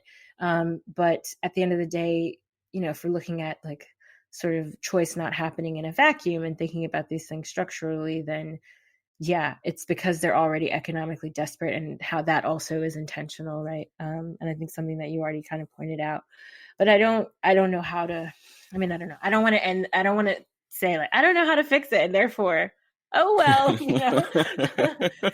but again, this is where I'm sort of frustrated with all of the platforms, and that they don't offer answers. They really, I think, diagnose the problems well, but I'm still sometimes coming, like even with PSL and CPUSA, I'm coming away from it saying, that's the problem we face. These are the issues we have. Now, how do you fix it in a very tangible way? And I think beyond, like you can't just say, well, class struggle, because that's not going to cut it. Like, what does even class struggle look like in a place like the United States, where, and especially now, we don't have like an agrarian economy anymore. It's not as like cut and dry, I think, as in some older examples of class struggle that worked out, even if only temporarily. But what I think, just kind of getting back to the platform specifically, is one, I mean, again, there are lots of commonalities between the CPUSA and the PSL, only because they're both communist groups, right? I mean, PSL is socialist, but it is a communist, if we're going to put it in like an ideological category, it's communist as well. Like CPUSA, it's definitely to the left of DSA, Green Party, Democratic Party, obviously. But one thing I thought was interesting and perhaps worth like later discussion, if and when we ever have someone from one of these parties on the show, is to talk about their sense of internationalism, because as I mentioned before, I know PSL definitely has a lot of that. CPUSA does as well, so not to undercut what they're doing. But I wonder, what does it just, to me, it has always felt like PSL has a much more internationally facing platform and approach to things. And maybe that's just the work of Gloria La Riva, who was their presidential candidate in 2016, and who has already announced as their presidential candidate for this year, along with a Native American activist by the name of Leonard Peltier. And so I think, and his background in history is pretty well known already, but I think it's something worth looking up to understand sort of where he fits in this. But I think that, I don't know, I always just got the sense that PSL in this case, did a little more in terms of foreign policy, and it seemed to be one of their major points, because La Riva often talks about our relationship with Syria, North Korea, Russia, and what that sort of means in the present. Whereas the CPUSA platform, to me, felt a little bit outdated. Correct me if I'm wrong, but when I was reading it, I felt like it was written in like the late 90s or something. Maybe it was. I didn't see the date on the platform. But something about it felt a little older. Yeah, so this was written, okay, it was drafted and approved as final text in 2005. So I definitely felt that because it did feel a little bit behind in a lot of ways. Not so much that these things no longer apply, but just that it wasn't bringing up very many current issues. Like, it was their structural issues that still exist, but not, I think, to the same degree that PSL's felt more contemporary, more present to me. In some of the issues that it brought up, and not only in their platform, but in their just like their announcement and their basic information about the party and all of that stuff. It could also be because PSL is a much newer party as well, so that plays into it. But yeah, I wonder, I don't know. And like I said, I really would like to dedicate more time to both of these platforms in the future, because I think there's a lot more in here that we could go into and talk about, considering what we do on the show. But I wonder, what does a workers' movement, a class struggle, like using some of their language, what does it look like in action? And that's the part that I missed. And I don't expect them to come right out and say, this is how we're going to overthrow capitalism. Step one, they're not going to do that. But it felt to me like that all sounds nice, but what does that look like besides marching and making flyers, which is what they both do a lot of, Yeah, I know. I definitely felt that as well, and also to that point, I also get a bit of, well, you don't exactly want to tell them what's coming, right? like if you, and so that's one of the things that I try to keep in my mind as well, is that while public-facingly various groups or organizations may seem not as organized as they could be behind the scenes in a more private or safe environment, where they're capable of organizing in ways where they don't become recognizable immediately as threats. But again, I think theory leads us to a point where these confrontations are going to happen and sacrifices are made, and we do our best. It's like is what is living under capitalism anyway. And then I guess one of the things that, to the points, and I guess towards the point of a conclusion, which I feel we're reaching, is I did feel that what distinguished both CPUSA and the PSO platform from the Green Party, from the Democratic Party in general, is rather succinctly put in both their conclusions to various degrees. I'll just say them both. In the CPUSA, they say the problems of exploitation, oppression, and survival facing humankind can only be solved ultimately by the elimination of the exploitative system of capitalism. And it's like, and it goes on to say, our survival depends on a transformation to socialism. And in the PSL, they say there are only two choices for humanity today: in increasingly destructive capitalism or socialism. And to me, that is the over-encompassing question that if I were going to try to find something like aside from class itself to kind of organize, if I was going to structure an ideological framework like the Green Party did around a singular kind of frame or a singular idea framework, it would be that we have two choices to survive as a species, and it's either die in maintaining capitalism or to survive and move towards socialism. That is the question, and is, to me, in a lot of ways, and some may find it somewhat hyperbolic, is that we're already engaged in class warfare. The other side is organized and they're winning, and they're beating us down. And the only chance we have is to organize, because they're already planning for essentially a generally uninhabitable planet. Like, a lot of them are in denial, but many of them are already planning and making accommodations for vast swaths of the planet to be uninhabitable, and to one degree or another are making plans for what's going to happen to those billions of people that are displaced or affected. And so if we don't organize, they are going to win. Whether their victory is Pyrrhic or it actually manifests into something that is worth it for them is another discussion. But they're fighting, they're winning. Our choice isn't, the Democratic Party of slowing them down isn't a viable solution to survival.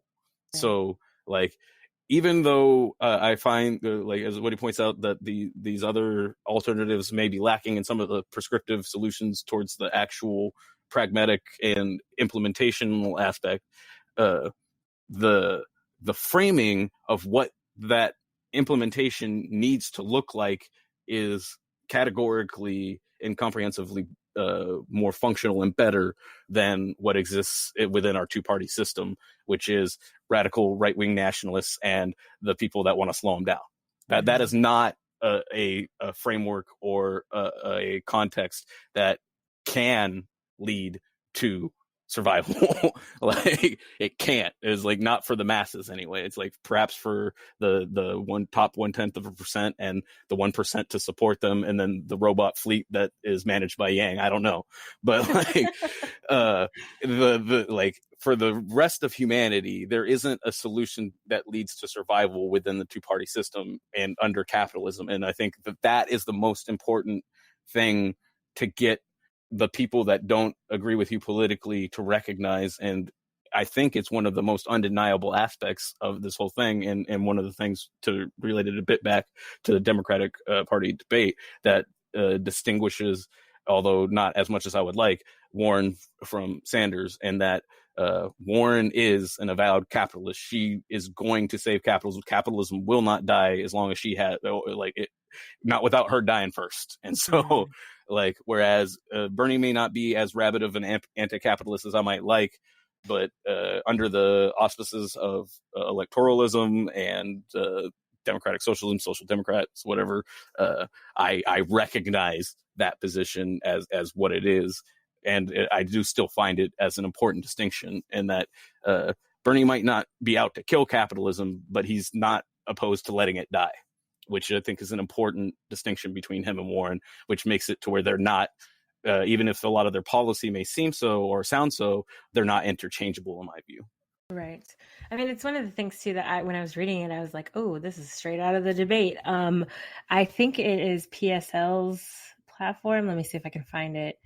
Hold on one sec. I have it. I thought I had it highlighted. Yes, here we go. So it's the first page for about the Party of Socialism and Liberation. Did you already read this and I missed it somehow? You didn't read this, did you? I don't think so. Okay. So there's a line here that says, quote, equally unrealistic. Okay, so let me just start from the beginning. The idea, quote, the idea that the capitalists' grip on society and their increasingly repressive state can be abolished through any means other than a revolutionary overturn is an illusion.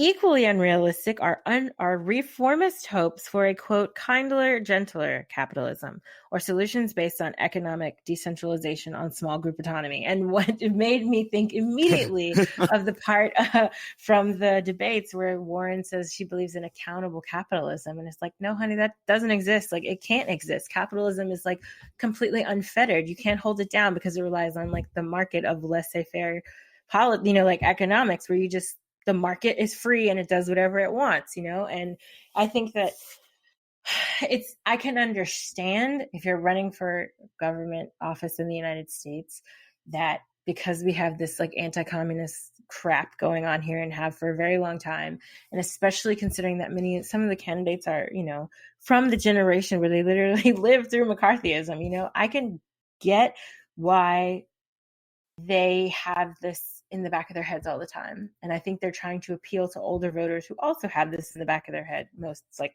since they were babies, But the reality is that like there is no way to hold capitalism accountable, because then it's no longer capitalism, right? Mm-hmm. And so like it's just frustrating that we can't even it's frustrating that we can't even envision another system, and we can't envision ending the system that we have. I mean, even in the discussion about like Medicare for all, everyone's like, oh, well, you're going to get rid of their regular insurance that they have now. And I'm like, how many people do y'all know, other than the people on this stage who are all in freaking government office or the private sector and make plenty of money and that have decent insurance, beyond those few people that you clearly have not talked to, like you haven't gone and talked to anyone else, I guess, who loves their insurance?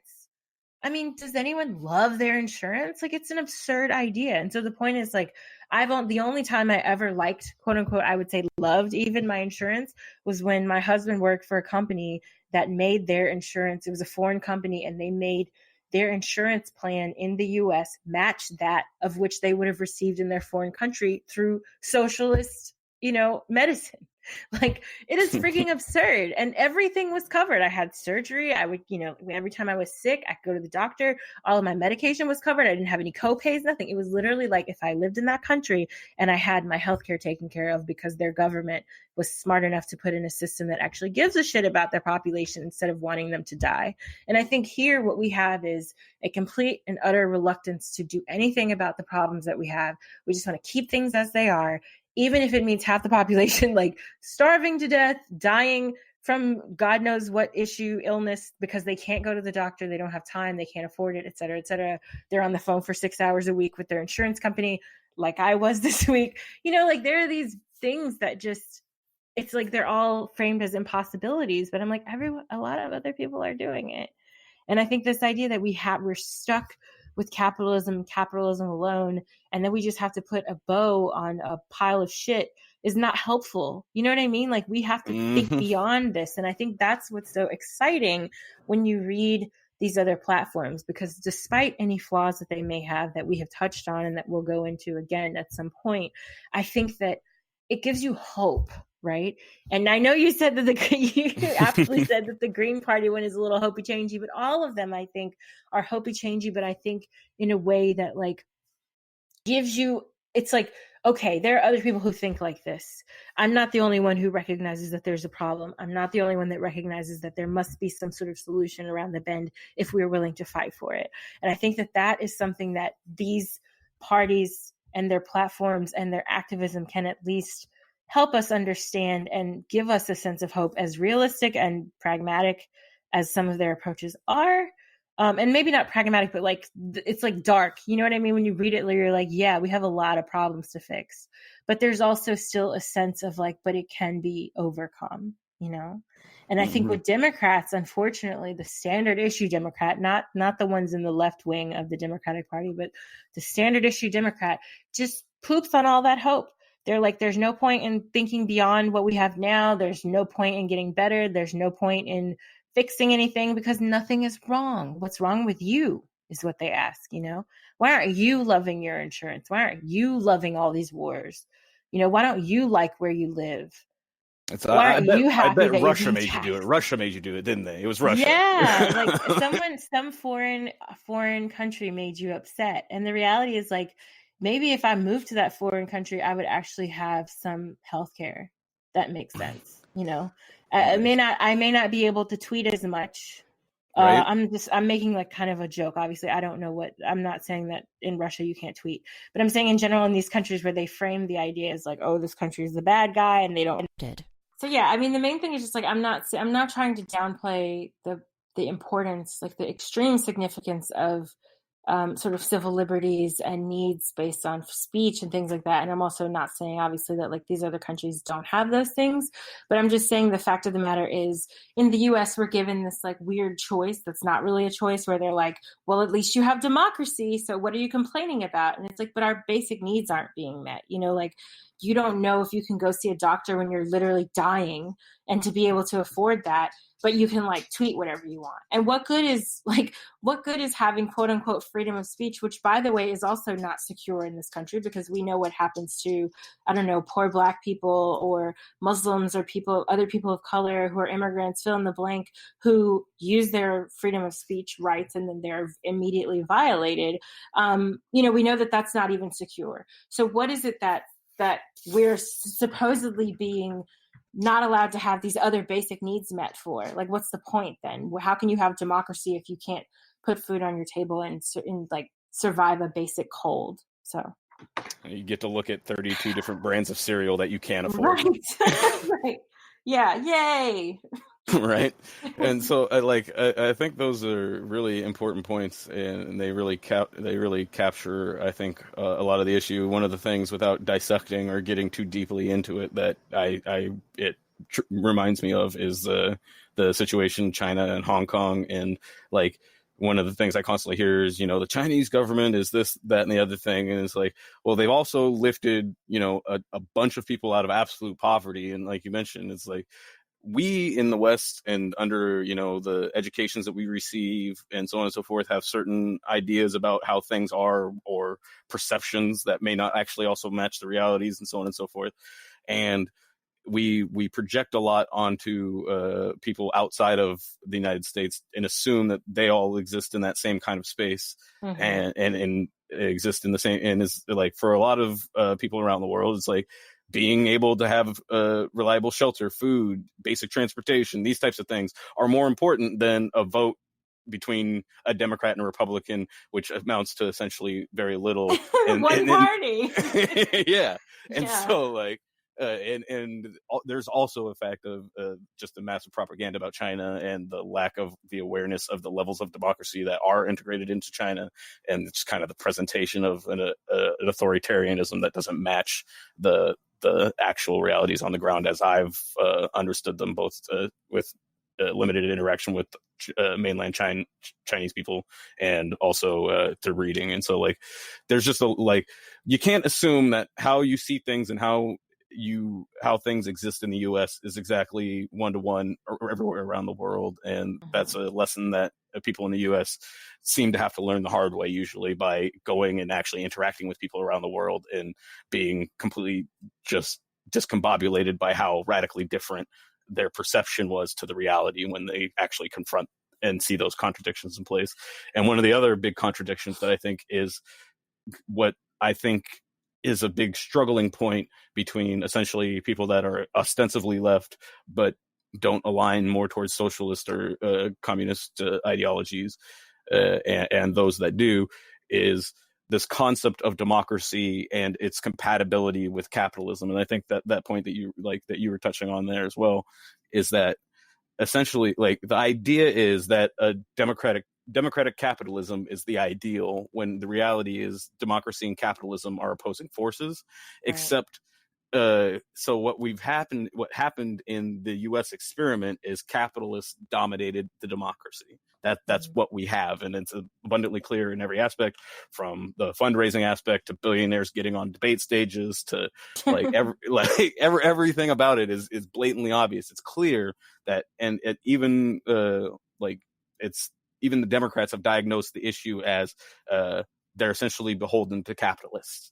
And that's the bottom line, is that in a capitalist system, your democracy will always be beholden to the capitalist class, which isn't really a democracy in much more than name only. And essentially what you end up with is a democracy of oligarchs. So the oligarchs exist in a democracy, and the government acts as a police force in between those oligarchs at the expense of the population.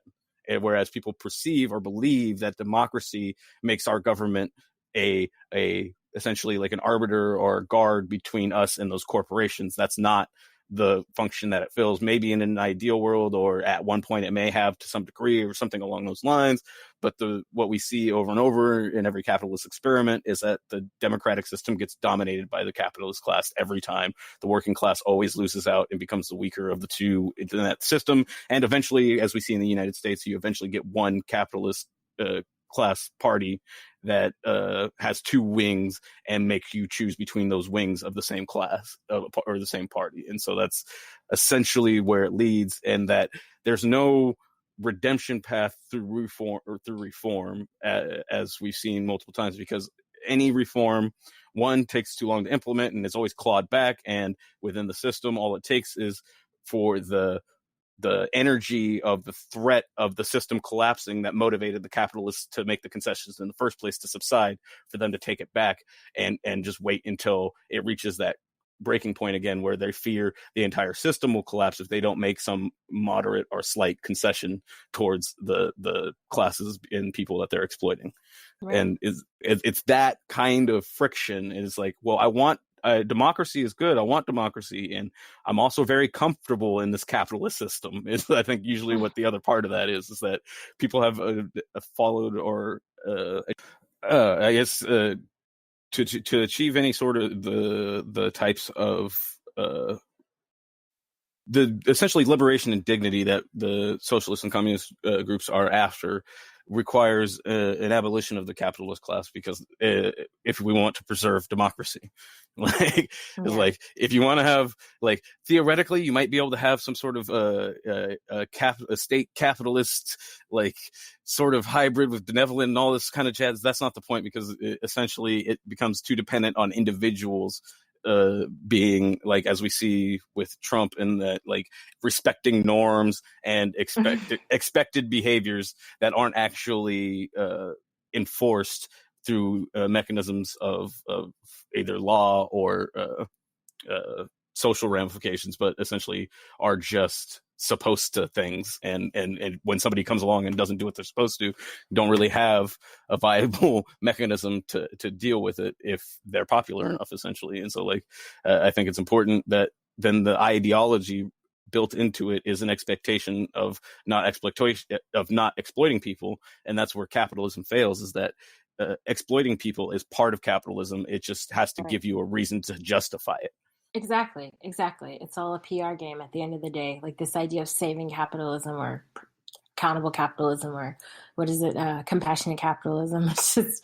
It's like I said, it's like putting a bow on a pile of shit. And at the end of the day, it's still a pile of shit, and putting a bow on it isn't going to change. I'm sorry for the visuals, but it's, but this is the problem. And I think that they're, like you said about Bernie, as I said, I'm not really interested in wading into the Warren-Sanders camp wars, because I think both of them provide good ideas. They can both go further. One can go even further than the other one. Y'all know who I'm talking about. But I think that there is, I think somewhat like when we talked about these platforms, it offers some hope a little bit. Like, okay, they're trying to push for something different. Sanders more than Warren, I think. But just the fact that when you watch these debates and you see how the corporate media responds to people like Warren, who's even more moderate than Sanders, it really is baffling to me that, like, it makes you feel like, God, like, they're even hard on her, and she's not even going as far as Sanders is, and it's like, how have we gotten to the point that this is radical, that what Elizabeth Warren says is radical? How did that happen? We know. I mean, that's not to say that we don't know how it happened, but it still shocks me to this day that, like, I can watch these debates and listen to these questions and just feel like I'm in the twilight zone, because if you know anyone outside of yourself, and even if you know your own situation, things are not easy. Like, life is not easy, but it doesn't, I'm not saying life needs to be easy, but I'm saying that, like, your basic needs need to be met. That should be the priority of your government. The priority of your government shouldn't be, giving corporations tax breaks. That just shouldn't be the priority. If you want to do that, cool, I guess, but don't make that your priority, and that your primary goal is to keep corporations happy, because corporations at the end of the day are not, as much as they try to tell us, they're not people, like, they are not, I don't know. I mean, they have the same rights as us at this point, if not more rights. And so I don't know. I feel like I'm always ending these podcasts with, like, hear me be depressed about like the current state of affairs in America. And the thing is, it's like, it's always been bad. Like, I think sometimes people have this idea that, like, things are getting progressively better in the US, but depending on what you're talking about, things are getting progressively worse. Like, certain resources are getting cut more and more than they used to be. Certain things that were the norm in the 1940s are gone. I think also certain basic, even civil rights and civil liberties protections are gone. So sometimes it's hard for me to be optimistic. As much as I say, these platforms give me hope and whatever, but it is hard. And I try to keep up that optimism, because I recognize that without it, we're doomed. But at the same time, it's like, it feels really dark right now. And it feels really dark in particular because even the most, like, in comparison to so many other countries' political systems, the most moderate people on that stage are considered radicals. I mean, I think Amy Klobuchar is radical, but in a negative way, right? Like, she's a Republican, and, like, for her to be considered a moderate, for Warren to be considered a moderate, for Warren and Sanders to be considered radical leftists, like, wow, like, where's your Mao t-shirt? It's insane to me. Like, I just do not understand it. I will never understand it.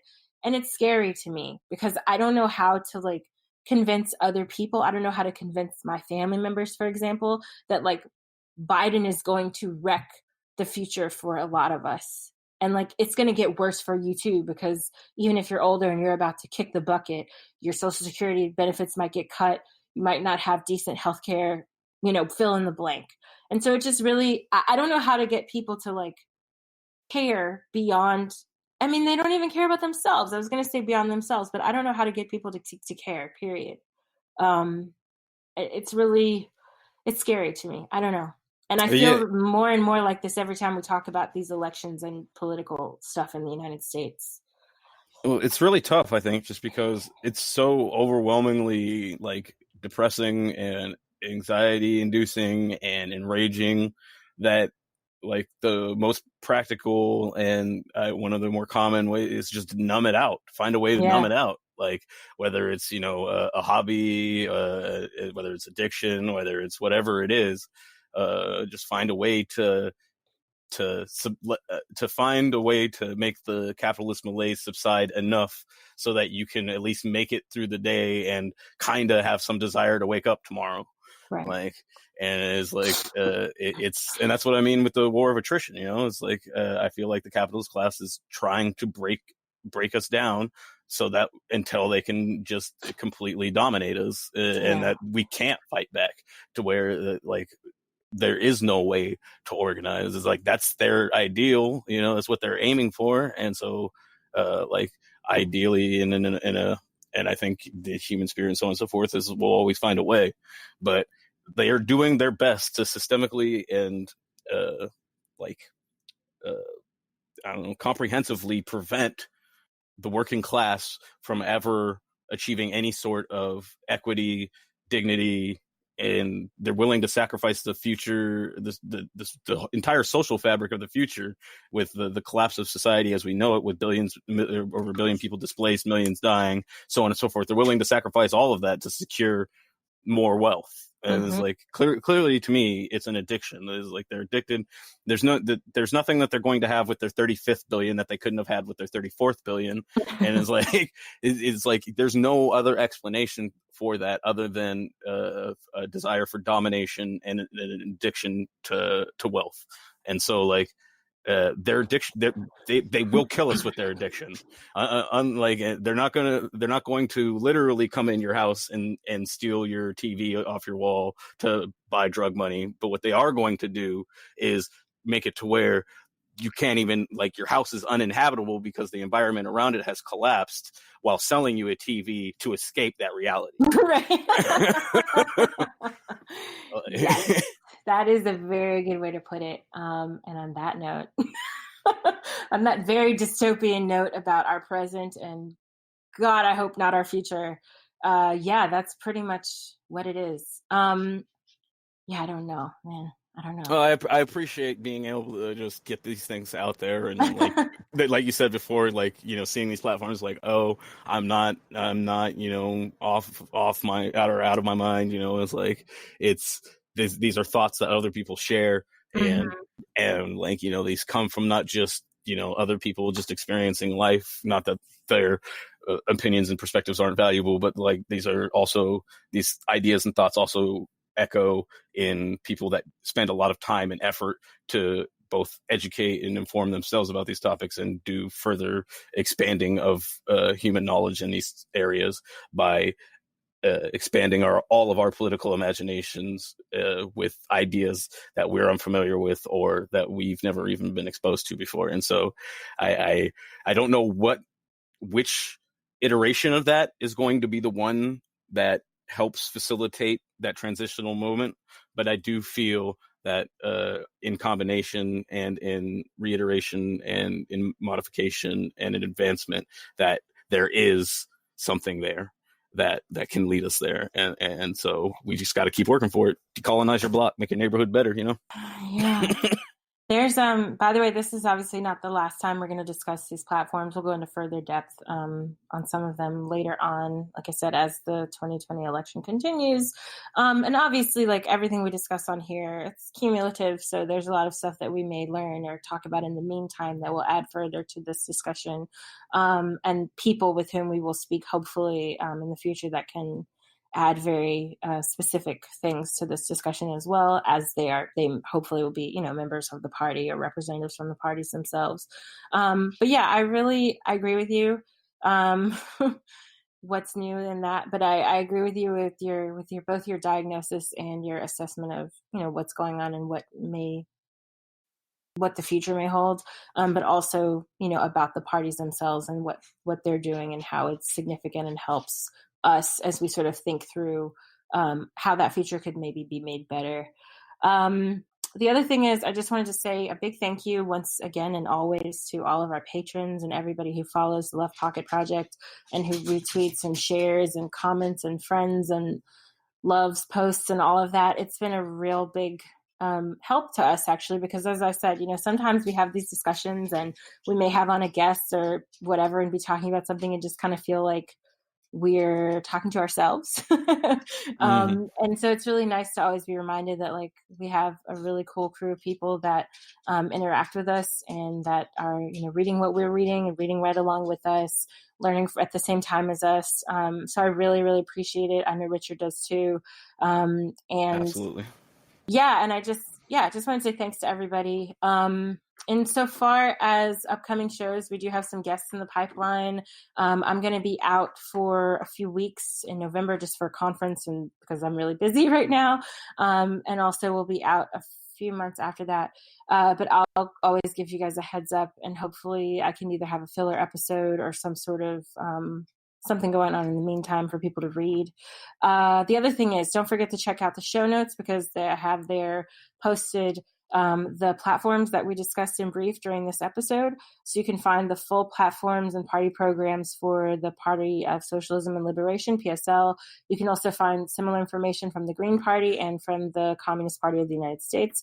And like I said, as we go on, we may discuss other parties' platforms as well, but there are a lot of overlap moments between a lot of the smaller left parties, but still some room to really discuss a few differences. So hopefully we'll get to do that a little bit in the future.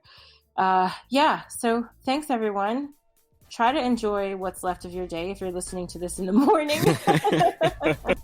And if you're listening to this at night, may you have sweet dreams and not have nightmares of the capitalist dystopia in which we currently find ourselves. But thanks so much again. Have a good one. Thank you all.